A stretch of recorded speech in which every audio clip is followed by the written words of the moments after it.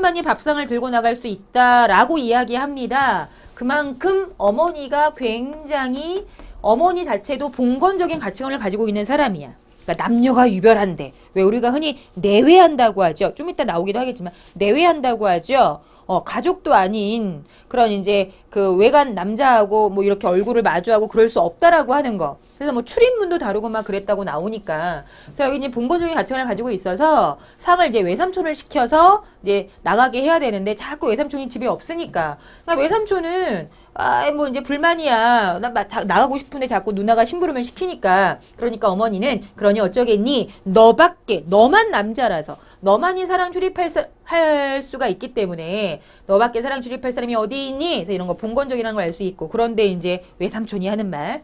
누님이 좀 들고 나가구려. 아니 요새 세상에 누가 내외합니까? 요새 세상에 내외합니까? 여기 내외라는 말 나오죠.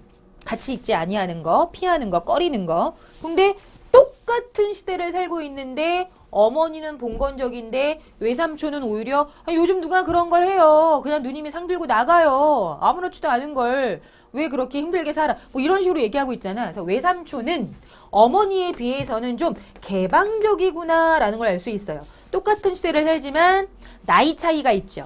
그러니까 왜 요즘도 여러분이 우리가 이제 이게 뭐 얘기를 하다 보면 나이 차이 왜 조금만 나도 뭐 세대 차이 느껴. 뭐 이제 좀 옛날 사고방식인 것 같아. 좀 앞서가는 사고방식인 것 같아. 이제 뭐 그런 얘기들을 하잖아요. 그러니까 예나 지금이나 예나 지금이나. 근데 요 1930년대는 봉건적인 가치관에서 조금씩 개방적인 가치관으로 바뀌는 이제 이런 걸 우리가 뭐라고 하냐면 과도기라고 하잖아요. 가치관의 과도기라는 걸 알 수 있는 부분이고 어머니는 갑자기 얼굴이 빨개져. 그러니까 상 들고 나가는 거 생각만 해도 부끄러워지는 거예요. 아무 대답도 없이 그냥 외삼촌을 향하여 눈을 흘기셨습니다. 그러니까 외삼촌은 흥흥흥 웃으면서 사랑으로 나갔지요 라고 하는 어떤 가치관, 어머니의 가치관을 알 수 있는 부분이 이렇게 나와 있고 자, 그리고 나서 이제 오키는 어머니와는 다르게 아이니까 이제 자주 드나들었겠죠. 그래서 이제 아저씨와 많이 친해져서 이제 그 오키는 그 아저씨가 있는 사랑방에 자주 놀러 나가곤 하는데 이제 한 번은 아저씨가 식사하는 모습을 보게 됩니다. 그래서 이제 오키가 아저씨는 무슨 반찬이 제일 맞나요? 하고 물으니까 아저씨는 한참이나 빙그레 웃고 있더니 나도 삶은 달걀. 그러니까 그 전에 먼저 오키가 나 삶은 달걀 좋아하는데 했거든요. 그러니까 이제 아저씨가 진짜 좋아하는 건지 아니면 오키와 공감대를 형성하기 위해서 그런 건지 몰라도 나도 삶은 달걀 하겠죠? 그래서 이제 오키는 자기랑 좋아하는 게 같으니까 좋아서 손뼉을 째깍째깍 치고 나와 갔네. 그럼 가서 어머니한테 알려야지 하면서 일어서니까 아저씨가 꼭 붙들면서 그러지 마라. 그러시겠지요. 그러니까 아저씨 입장에선 당황한 겁니다. 왜냐하면 1930년대면 계란, 이 달걀이 굉장히 귀할 때 진짜 닭이 알을 낳아야 그걸 가지고 뭐 삶은 든 뭘 하든 할 수 있는 시대. 굉장히 귀한 음식. 근데 오키가 막 뛰어들어가서 엄마 하고 뭐 얘기를 하면 뭐 그게 약간의 어떤 부담이 될 수도 있고 뭐 이런저런 이유든 당황해서 이제 그러지 마라 하는데 그래도 나는 한번 마음을 먹은 다음엔 꼭 그대로 하고만은 성미지요. 그러니까 오키는 자기의 심리, 자기의 성격에 대해서는 이렇게 직접적으로 이야기할 수 있어요. 자기가 이야기를 하는 서술자니까. 근데 사실 우리가 궁금한 건 오키가 아니죠. 오키의 심리, 오키의 성격은 별로 중요하지 않습니다. 우리가 알고 싶은 건 남자 주인공, 여자 주인공의 성격, 심리를 알고 싶은 건데 정작 우리가 궁금해하는 건 간접적으로 전달이 된다라는 거죠. 나는 꼭 하고야 마는 성미죠. 그래 앞마당으로 뛰어들어가면서 엄마 사랑 아저씨도 나처럼 삶을 제일 좋아한대 라고 소리를 질렀지요. 그랬더니 어머니가 떠들지 마라 하고 어머니는 눈을 흘기십니다. 그러나 사랑 아저씨가 달걀을 좋아하는 것이 내게는 썩 좋게 되었어요. 왜? 그 다음부터는 어머니가 달걀을 많이씩 사게 되었으니까요. 뭐 떠들지 마라 했지만 어찌됐든 뭐 오키가 중요한 정보를 알려줬으니까 이제 하숙하는 손님을 배려하기 위해서라도 뭐 달걀 사서 줄 수도 있지 뭐 하고 넘어가시면 안 됩니다. 여기서 어머니가 달걀을 많이 사게 되었다. 이 달걀, 삶은 달걀이 아주 중요한 소재. 어떤 소재? 바로 처음으로 어머니가 아저씨에게 관심을 표현하는, 관심이 있음을 알려주는 중요한 부분이라는 거죠. 뭐 가끔 어떤 분들은 살 수도 있지라고 생각할 수는 있어요. 근데 어쨌든 오키가 막 알려줄 땐 떠들지 마 이래놓고 막 달걀을 많이 사. 그래서 뭐 여기 뒤에 잘리긴 했지만 본문에 진짜 우리 원문에 보면 그래서 상에 매일 달걀을 놓고 가끔 오키한테도 하나 주고. 근데 오키는 아저씨한테 찾아가면 또 달걀을 얻어먹기도 하거든요. 그러니까 제일 신난 건 오키인데 어찌됐든 어머니 입장에서는 그렇게 아저씨가 좋아하는 걸 해드리고 싶어하는 것으로 봐서 싫어하지 않는다. 조금 관심이 생겼다라고 하는 걸 알려주는 아주 중요한 소재입니다. 이 달걀이. 그래서 어머니의 관심부터 먼저. 근데 그도 그럴 것이 오키 입장에서 지금 이야기가 전달되는데 오키가 아무리 아저씨랑 친해도 항상 이제 어머니 곁에 있다 보니까 어머니의 행동들이 좀 더 많이 나타나 있습니다.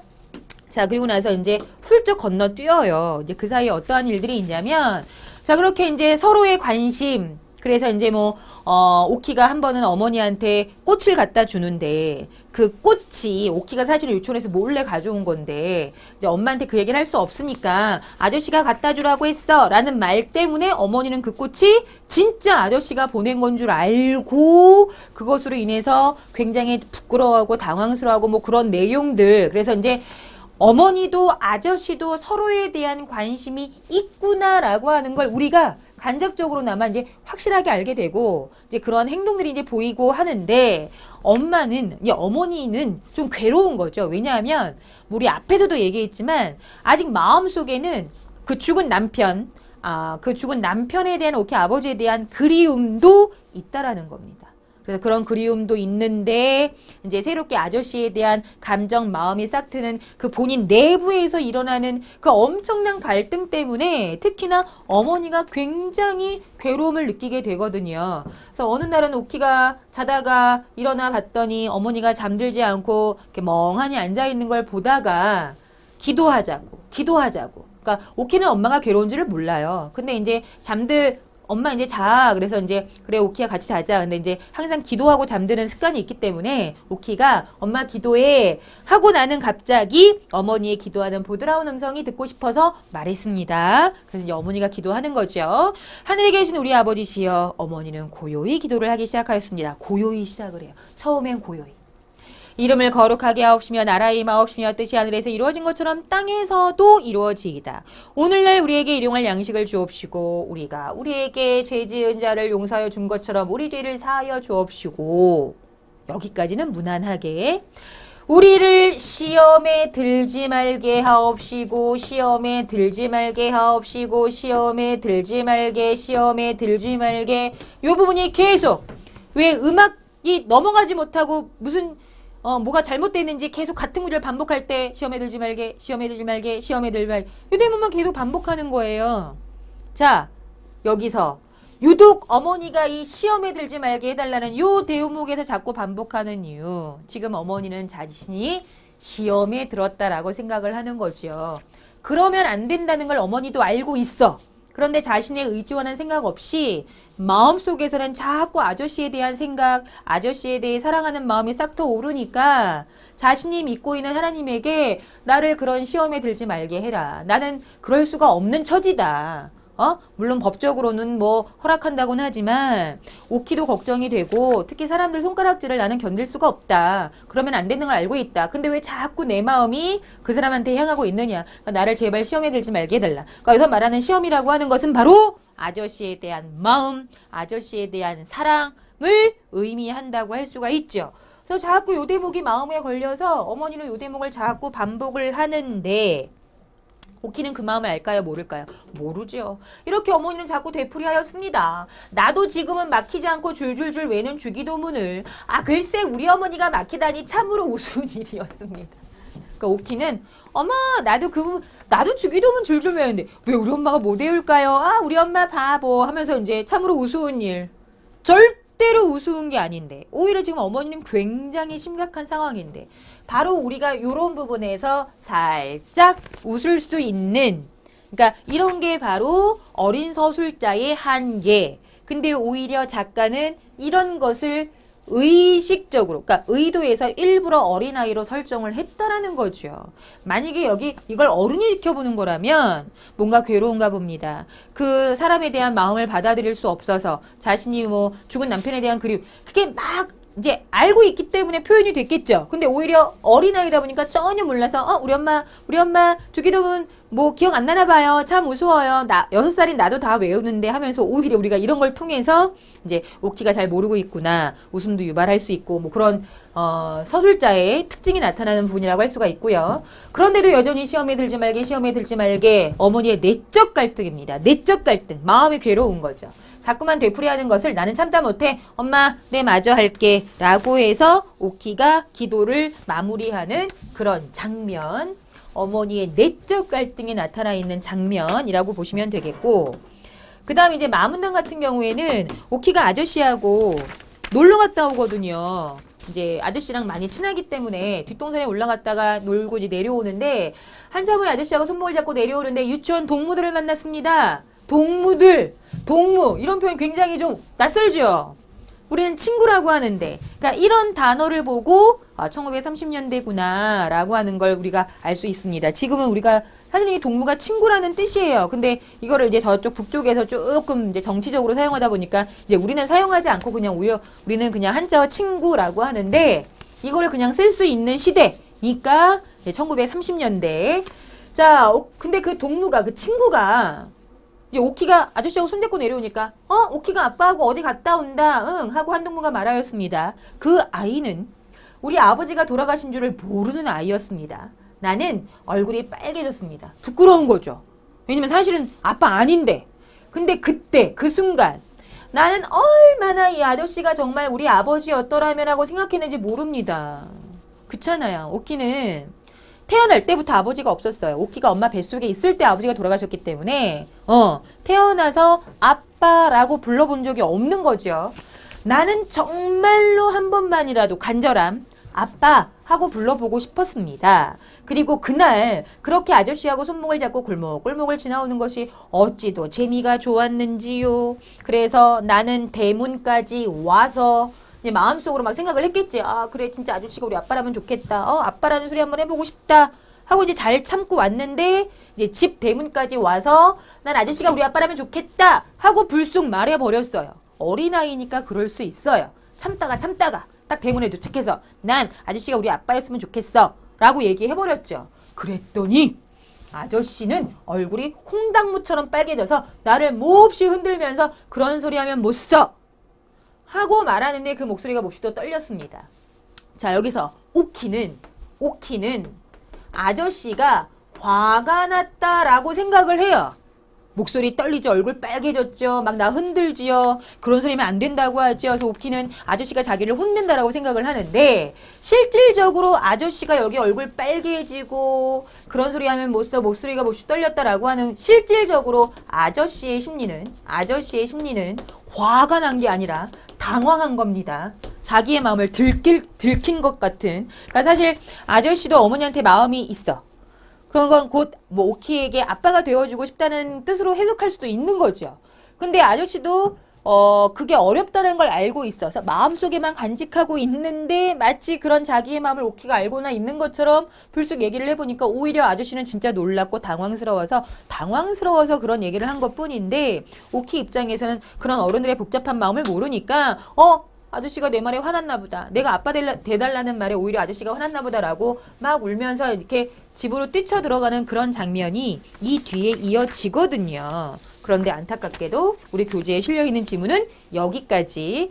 자, 그 뒤에 결말은 앞에서 말씀드렸다시피 두 사람 헤어집니다. 어머니가 아저씨에게 하얀 손수건과 더불어 그 안에 종이, 그러니까 오키는 종이라고 하는데 우리는 이제 짐작한 건데 하얀 손수건이 이제 이별을 상징하잖아요. 그래서 아마 그 안에는 이제 이별을 고하는 그런 편지가 있을 것이다. 그래서 그 편지를 받은 지 며칠 안 돼서 아저씨가 떠납니다. 오키에게는 예쁜 인형을 선물하고요. 그래서 이제 아저씨가 그 기차를 타고 떠나게 되는데 어머니가 오키의 손을 잡고 뒷동산으로 올라가요. 그 뒷동산에 올라가면 기차역이 보이고 멀리서나마 그 떠나는 아저씨의 마지막 모습을 배웅하기 위해서, 그래서 이제 기차를 보고 내려와서 어머니가 3가지 행동을 합니다. 그 3가지 행동은 아저씨에 대한 마음을 정리하기 위한 행동이죠. 첫 번째는 풍금 뚜껑을 닫아요. 그러니까 우리 여기는 안타깝게도 풍금에 대한 얘기가 없는데 이 풍금이 아버지가 살아계셨을 때 어머니한테 선물했던 거라 어머니는 아버지 돌아가시고 이 풍금을 한 번도 연주한 적이 없는데 아저씨에 대한 마음이 싹 트면서 다시 연주를 했거든요. 근데 그 풍금 뚜껑을 다시 닫아요. 자물쇠를 채워요. 이제 다시는 연주할 일 없을 것이다. 마음을 닫는 거죠. 그 다음 두 번째, 그 꽃, 아저씨가 준 줄 알고 있는 꽃을 나중에 시들어서 그걸 곱게 책갈피에 꽂아두는데 그게 이제 예쁘게 말랐죠. 그 꽃을 갖다 버립니다. 사실 오키가 준 건데 어머니는 끝까지 아저씨가 준 걸로 알고 있는 거죠. 마음을 정리하기 위해 그 꽃도 갖다 버려요. 그 다음 마지막, 달걀 파는 노파가 와요. 달걀 사세요 하고 오는데 어머니가 우린 이제 달걀 먹는 사람 없습니다 라고 하면서 달걀을 안 사요. 그러니까 그것만 봐도 어머니가 그동안 달걀을 샀던 게 아저씨 때문이었구나 라는 걸 알 수 있다라는 거죠. 오키도 되게 달걀 좋아하는데 그래서 옆에서 오키가 아무런 말도 못하고 그냥 나도 달걀 좋아하는데 근데 우리 엄마 되게 아파 보인다. 뭐라고 떼를 못 쓰겠다. 아프긴 아프죠. 어디가 아플까요? 마음이 아픈 거겠죠. 자, 그렇게 하면서 두 사람의 사랑은 결국 그 당시의 가치관을 뛰어넘지 못해서 이별로 끝나게 된다라고 하는 것으로 제가 뒷부분 이야기를 마무리하도록 하겠습니다. 자, 그러면 이제 우리가 해야 할 일은 문제 풀어봐야죠. 문제 꼭 풀어봐야 됩니다. 자, 먼저 1번에 보시면 윗글 중 사란송님과 어머니에 대해 가장 알맞게 이야기한 사람은 누군가 라고 했는데 1번 오키의 눈을 통해 주인공들의 이야기를 저술하고 있다. 1번이 정확한데요.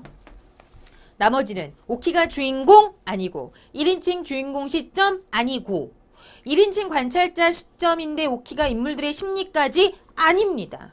오히려 오키는 잘 몰라요. 그걸 우리가 상상하고 오키가 착각하는 게 우리에게 재미가 되고 정답은 1번만 정확합니다. 자, 그 다음에 2번 위에 나글 중 기억으로 보아 어머니의 성격에 대한 설명으로 가장 알맞은 것은 했는데 나의 기억이 뭔가 한번 볼까요?